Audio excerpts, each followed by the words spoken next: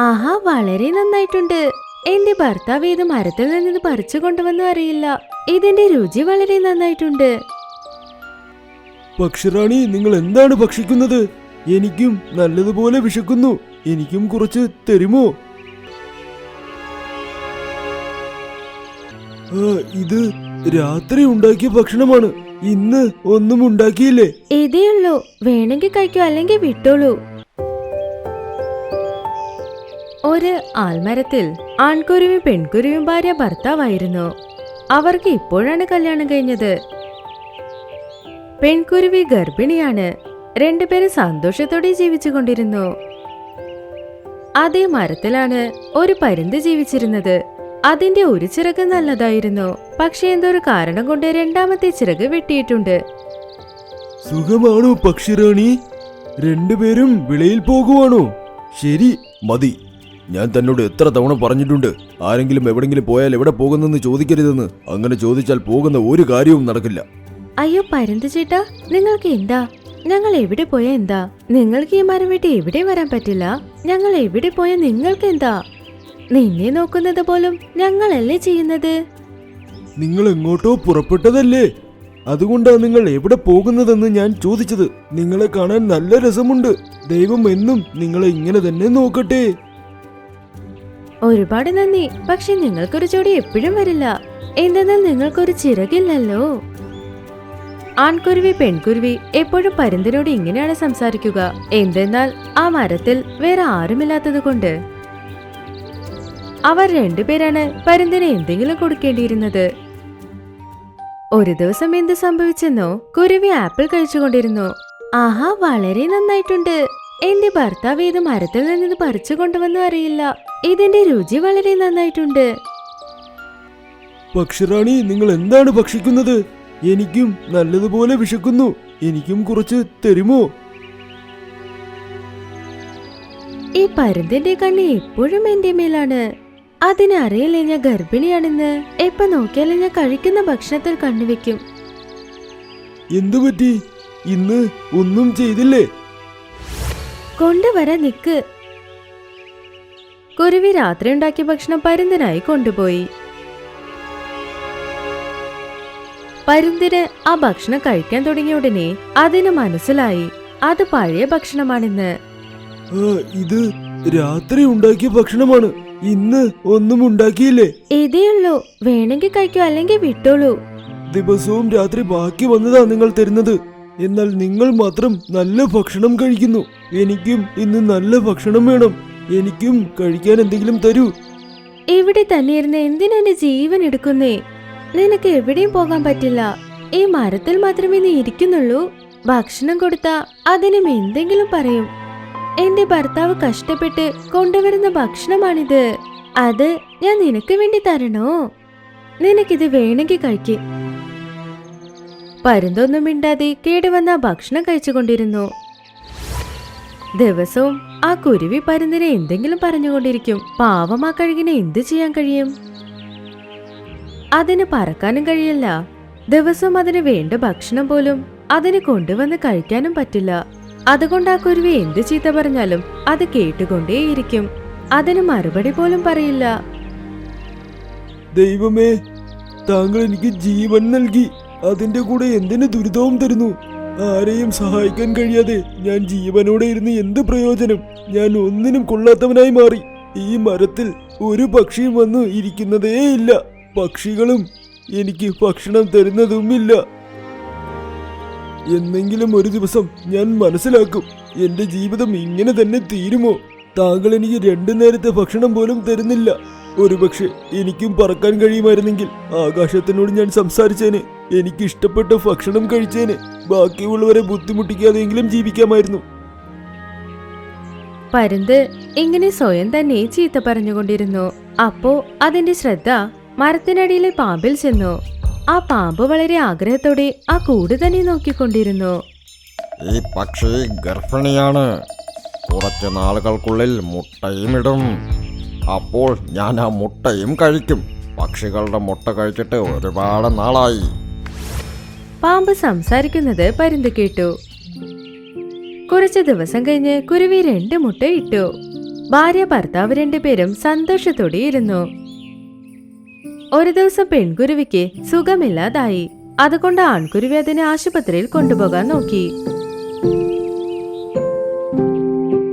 ആ, നിനക്ക് ചെയ്യാനിവിടെ ഒരു ജോലിയുമില്ല. എന്റെ ഭാര്യയെ ഡോക്ടറിന്റെ അടുത്ത് കാണിച്ചിട്ട് ഞാൻ വരുന്നത് വരെ നീ എന്റെ മുട്ട നോക്കിക്കോ. താങ്കൾ പേടിക്കാതെ പോയിട്ട് വരൂ. താങ്കളുടെ മുട്ട ഞാൻ ഭദ്രമായി നോക്കിക്കോളാം. രണ്ടുപേരും പറന്നുപോയി. മുട്ട അവിടെ തന്നെയായിരുന്നു. പാമ്പ് ഈ സന്ദർഭത്തിനാണ് കാത്തിരുന്നത്. നന്നായി, പക്ഷേ 2 മുട്ട ഇട്ടിട്ടുണ്ട്. വയറ് നിറയെ ഞാനത് തിന്നാൻ പോകുക. ഇപ്പോൾ ആ മുട്ട എൻ്റെ ഭക്ഷണമാ. എന്നാൽ മുകളിൽ ആ കഴുകനുണ്ടല്ലോ. ഈ കഴുകൻ നമ്മളെ എന്ത് ചെയ്യാനാണ്? ഇതിനെ കൊണ്ട് പറക്കാൻ പോലും പറ്റില്ല. ഇതിനോട് ആ പക്ഷി മുട്ട ശ്രദ്ധിക്കാൻ പറഞ്ഞിട്ട് പോയിരിക്കുന്നു. മണ്ടൻ പക്ഷി. പാമ്പ് ആ മരത്തിൽ കയറിക്കൊണ്ടിരുന്നു. അപ്പൊ പരുന്തത് കണ്ടു. നീ എവിടെ നിൽക്കുന്നു അവിടെ തന്നെ നിൽക്ക്. ഇതെന്റെ ആജ്ഞയാണ്, മുൻപിലേക്ക് വരരുത്. നീ ആരാണെന്ന നിന്റെ വിചാരം? എന്നോട് ആജ്ഞാപിക്കുന്നു? ഇത് നല്ല തമാശയാ. നിന്നെ കൊണ്ട് നേരെ പറക്കാൻ പോലും പറ്റില്ല. നീ ഇനി ഒരല്പം മുൻപിൽ വന്നാൽ പോലും നിനക്ക് അത് നല്ലതിനല്ല. ഞാൻ ആ പക്ഷിയുടെ മുട്ട തിന്നാൻ പോകുക. എന്നെ ആര് തടയുന്നെന്നൊന്ന് നോക്കട്ടെ. ഈ പക്ഷിയുടെ മുട്ടകളിൽ തൊടാൻ നിനക്ക് എന്നെ മറികടന്ന് പോകേണ്ടി വരും. ഓഹോ, നീ എന്നോട് തന്നെ വാശി വെക്കുന്നോ? പാമ്പ് പരുന്തിനെ കുറിച്ച് ചിന്തിക്കാതെ മരത്തിൽ കയറി പോയിക്കൊണ്ടിരുന്നു. പക്ഷെ ആ പാമ്പ് നേരെ മുകളിൽ ചെന്നതും പരുന്ത് അതിന്റെ കൈകൊണ്ട് ആ പാമ്പിനെ പിടിച്ചു. അത് ഇത്ര മുറുക്കെ പിടിച്ചെന്നോ പാമ്പിന് സ്വയം രക്ഷപ്പെടുത്താൻ പോലും കഴിഞ്ഞില്ല. അപ്പോഴേക്കും ആൺകുരുവി പെൺകുരുവി രണ്ടുപേരും വന്നു. ഈ പാമ്പ് ഇവിടെ എങ്ങനെ വന്നു? എന്റെ കുട്ടികൾക്ക് കുഴപ്പമില്ലല്ലോ. പോകൂ, പോയി നിങ്ങളുടെ മുട്ട സംരക്ഷിക്കൂ. ഈ പാമ്പിന്റെ കാര്യം ഞാൻ ഏറ്റു. വേഗം പോകൂ, അല്ലെങ്കിൽ ഇത് നിങ്ങളുടെ മുട്ട കഴിക്കും. കുരുവിയും ആ പരുന്തിനെ സഹായിച്ച് രണ്ടുപേരും ചേർന്ന് പാമ്പിനെ അമർത്തി.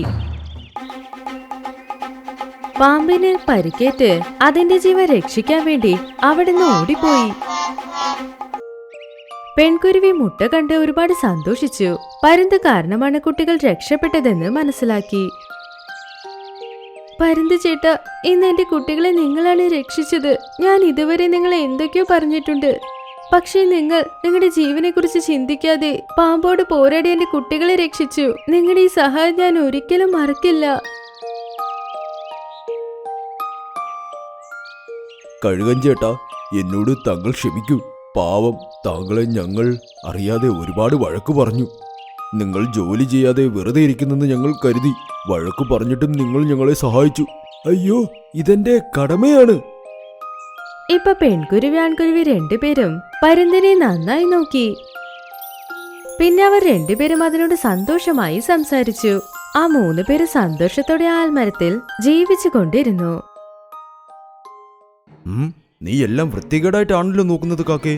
നീ എന്റെ വീട് മുഴുവനും അശുദ്ധമാക്കി. നീ തന്നെ അതെല്ലാം ശുദ്ധീകരിച്ചോളൂ. എന്റെ ഇവിടത്തെ ജോലി തീർന്നു. പിന്നെ എന്തിന് ഞാനിതെല്ലാം ചെയ്യണം? ഈ കഥ ഡോലക്പൂർ ഗ്രാമത്തിൽ നടന്നത്. ആ ഗ്രാമത്തിലുണ്ടായിരുന്ന പറവകൾ മരങ്ങളെല്ലാം സന്തോഷത്തോടെ ജീവിച്ചുകൊണ്ടിരുന്നു. അവിടെ പലവിധമായ മരങ്ങൾ ഉണ്ടായിരുന്നു. അതുപോലെ പലവിധമായ പറവകളും ഉണ്ടായിരുന്നു. അപ്പോ ഒരു മരം ഒരു കുരുവിയോട് പറഞ്ഞു, കുരുവിയെ, ഇത് കണ്ടോ? ഇന്ന് കാലാവസ്ഥ എത്ര നല്ലതാണെന്ന്. എനിക്കിന്ന് ഡാൻസ് കളിക്കാൻ വരെ തോന്നുന്നു. അപ്പൊ കളിച്ചോ? പക്ഷെ നിനക്ക് കളിക്കാൻ പറ്റില്ലല്ലോ. നിന്റെ കാല് തറയ്ക്ക് അടിയിലല്ലേ ഉള്ളത്. അപ്പൊ മരം വേഗം ഡാൻസ് കളിച്ചു. ആ ചമേലിയെ താഴേക്ക് തള്ളിയിട്ടു. ചമേലി, എനിക്ക് ഡാൻസ് കളിക്കാൻ പറ്റില്ലെന്ന് പറഞ്ഞില്ലേ? എന്നാലിപ്പോൾ നീ താഴെ വീണല്ലോ. നീ ഭ്രാന്തൻ, അഴുക്ക് പിടിച്ച മരമേ. അങ്ങനെ അവരെല്ലാവരും സന്തോഷത്തോടെ ചിരിച്ചുകൊണ്ടേ ജീവിച്ചുകൊണ്ടിരുന്നു. അവിടെ പപ്പായ മരത്തിന്റെ തോട്ടവും ഉണ്ടായിരുന്നു. അവിടെയും ഒരുപാട് പക്ഷികൾ ജീവിച്ചുകൊണ്ടിരുന്നു. എല്ലാവരും സന്തോഷത്തോടെ ജീവിച്ചുകൊണ്ടിരുന്നു. അവിടെ വലിയൊരു പപ്പായ മരം ഉണ്ടായിരുന്നു. അത് എല്ലാവർക്കും വളരെ സഹായങ്ങൾ ചെയ്തുകൊണ്ടിരുന്നു. ഏതെങ്കിലും പക്ഷികൾക്ക് എന്തെങ്കിലും താമസിക്കാൻ സ്ഥലം വേണമെങ്കിൽ അവരവിടെ ഉണ്ട പപ്പായ മരത്തിന്റെ വീട്ടിലാണ് താമസിക്കുക. ആ ഉണ്ട പപ്പായ മരം വളരെ നല്ലത്. ആർക്കെങ്കിലും സഹായം വേണമെങ്കിൽ തീർച്ചയായും സഹായിക്കും. അപ്പൊ ഒരു ദിവസം കാക്ക അതിനോട് പറഞ്ഞു, വലിയ പപ്പായ മരമേ, എന്റെ വീട്ടിലേക്ക് കുറച്ച് വിരുന്നുകാർ വരുന്നുണ്ട്. ഞാൻ എല്ലാവരെയും ഇവിടേക്ക് കൂട്ടിക്കൊണ്ട് വരട്ടെ. കുറച്ചു നേരത്തെ കാര്യമേ ഉള്ളൂ. പ്ലീസ്, കുറച്ചു നാളത്തേക്ക് നിങ്ങളുടെ വീട് വാടകയ്ക്ക് തരൂ. ആഹാ, എടുത്തോളൂ. എന്നാൽ നീ വീട് അശുദ്ധപ്പെടുത്തരുത്, കേട്ടല്ലോ. ആ പപ്പായ മരം കാക്കയ്ക്ക് വേണ്ടി കുറച്ചു ദിവസം ആ വീട് കൊടുത്തു. സ്വന്തക്കാരും വന്നു. അത് കഴിഞ്ഞ് അവരെല്ലാവരും പുറപ്പെട്ടും പോയി. പക്ഷെ കാക്കയുടെ സ്വന്തക്കാർ ആ വീടിനെ എത്രത്തോളം നശിപ്പിച്ചിട്ട് പോയെന്നോ. അത് കണ്ടതും ആ വലിയ പപ്പായ മരത്തിന് ദേഷ്യം വന്നു. നീ എല്ലാം വൃത്തികേടായിട്ടാണല്ലോ നോക്കുന്നത് കാക്കേ. നീ എന്റെ വീട് മുഴുവനും അശുദ്ധമാക്കി. നീ തന്നെ അതെല്ലാം ശുദ്ധീകരിച്ചോളൂ. എന്റെ ഇവിടത്തെ ജോലി തീർന്നു. പിന്നെ എന്തിന് ഞാൻ ഇതെല്ലാം ചെയ്യണം? അത് കേട്ടതും ആ വലിയ പപ്പായ മരത്തിന് വളരെ വിഷമം തോന്നി. അത് കഴിഞ്ഞ് കുറച്ച് ദിവസത്തിൽ മഴക്കാലവും വന്നെത്തി. എല്ലാ പറവകൾക്കും അവരവർക്കൊരു കൂടുണ്ടായിരുന്നു. പക്ഷേ കാലവിനും ഒരു കുരുവിക്ക് മാത്രം വീടുണ്ടായിരുന്നില്ല. പാവം ചമേലിക്കുരുവി ഒരുപാട് കഷ്ടപ്പെട്ടുകൊണ്ടിരുന്നു. പക്ഷെ കൂടുണ്ടാക്കാൻ അതിന് ഒരു സാധനവും കിട്ടിയില്ല. പക്ഷെ ചമേലിക്കുരുവി വളരെ നല്ലവളാണ്. പപ്പാളി ചേട്ടാ, ഞാൻ നിന്റെ വീട്ടിലിരുന്നോട്ടെ. മഴ വളരെ കൂടുതലാണ്. എന്റെ കുഞ്ഞുങ്ങളും നനയുന്നുണ്ട്. ശരി ചമേലി, ഇരുന്നോളൂ. എന്നാൽ ശുചിത്വം പാലിക്കണം. ആ കറുത്ത കാക്കയും ഇവിടെ താമസിച്ചിരുന്നു. എന്നാൽ അത് വീട് മുഴുവനും നശിപ്പിച്ചിട്ടാ പോയത്. അങ്ങനെ കുറച്ചു നേരം വരെ കാലവും മഴയിൽ തന്നെ നനഞ്ഞുകൊണ്ടിരുന്നു. അതിനിപ്പോ തണുക്കാനും തുടങ്ങിയിരുന്നു. അത് കഴിഞ്ഞത് വലിയ പപ്പായ മരത്തിനടുത്ത് വന്നു. പപ്പായ മരമേ, പപ്പായ മരമേ, എന്നെ നിങ്ങളുടെ വീട്ടിലേക്ക് കയറ്റൂ. ഞാൻ ഈ തണുപ്പത്തല്ലെങ്കിൽ ചത്തുപോകും. പറ്റില്ല കറുത്ത കാക്കേ. നിന്നെ പോലെയുള്ള ആളുകൾക്ക് എന്റെ വീട്ടിൽ സ്ഥലമില്ല. ഇവിടെ ചമേലിയും അവളുടെ കുഞ്ഞുങ്ങളും താമസിക്കുന്നു. നിനക്കിവിടെ സ്ഥലമില്ല, പൊയ്ക്കോളൂ. കാലു കാക്ക ഇത് കേട്ടതും വളരെ വിഷമത്തോടെ പോയി. കുറച്ച് ദിവസങ്ങളിൽ മഴയും നിന്നുപോയി.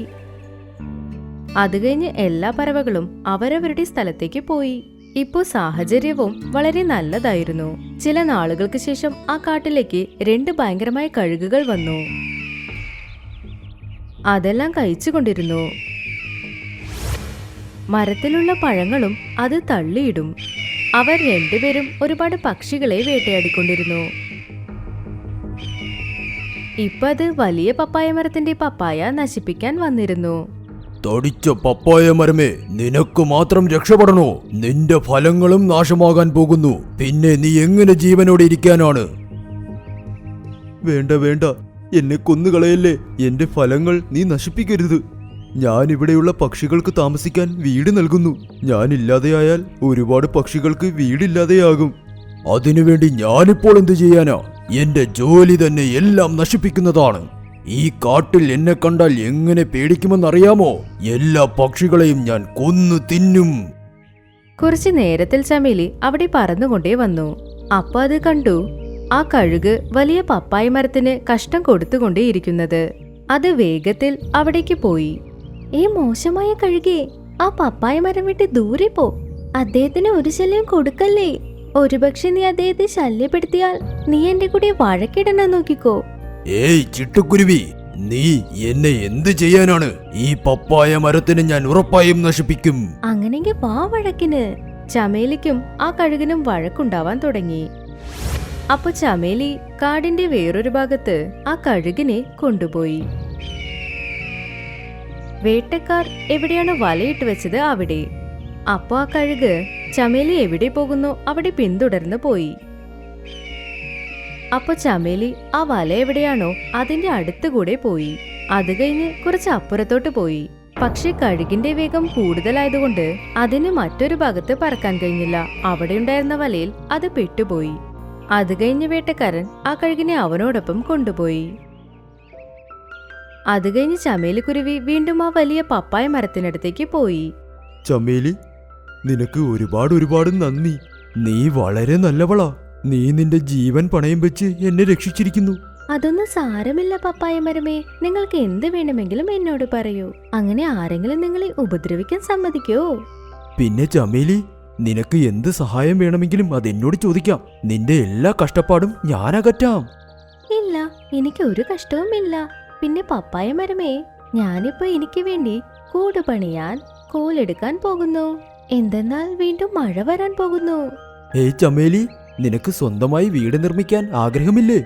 ഇന്നു മുതൽ എന്റെ വീട് നിന്റെ വീടായി മാറാൻ പോകുന്നു. അയ്യോ പപ്പായ മരമേ, നിങ്ങൾ എന്ത് പറഞ്ഞുകൊണ്ടിരിക്കുന്നു? അതെ അതെ, നീ എന്റെ ജീവൻ രക്ഷിച്ചിരിക്കുന്നു.